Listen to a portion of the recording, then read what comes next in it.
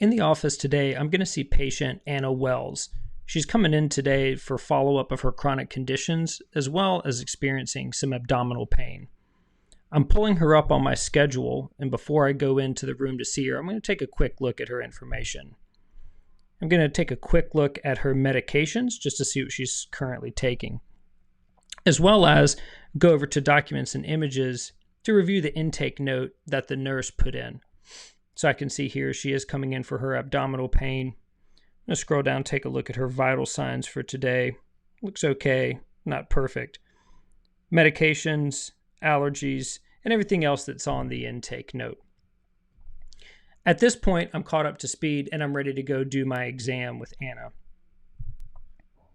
After the visit, the first thing I'm going to do is go ahead and enter some diagnoses for today. I'm going to click down on the bottom right to add a diagnosis. Now, she's been here before for her diabetes and hypertension, so I'm going to go ahead and add those into today's visit.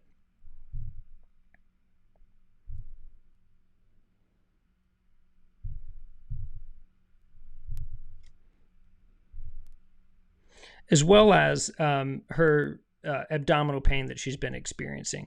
And for this one, I'm going to do a search.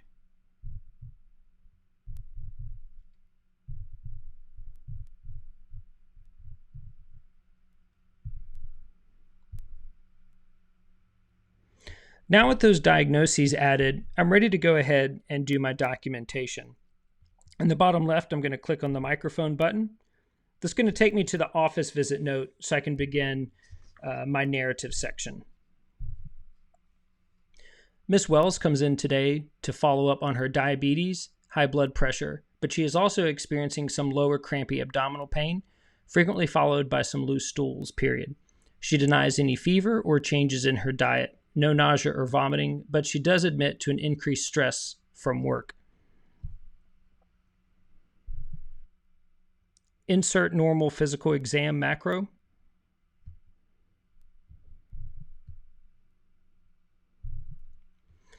You're doing great with your diet, activity, and medications. We'll check an A1C in 6 months. You need to restart the lisinopril as we discussed. I don't think it is related to your abdominal symptoms, period. This sounds like a flare of your irritable bowel syndrome as we discussed, period. Make the changes to your diet that we talked about, and we'll see how it goes. However, if you get a fever or any other new symptoms, I want to know about it right away, period. Now that I've completed my narrative section, I can go back and make any corrections that I need to make within the text or add anything additional. If I'm happy with how the narrative came out, I can hit send and all this data will automatically flow into my SOAP template.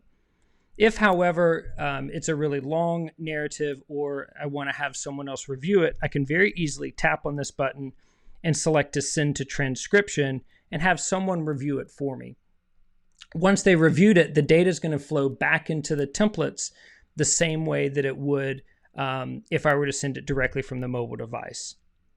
So I'm going to go ahead and just send this one directly into the SOAP template.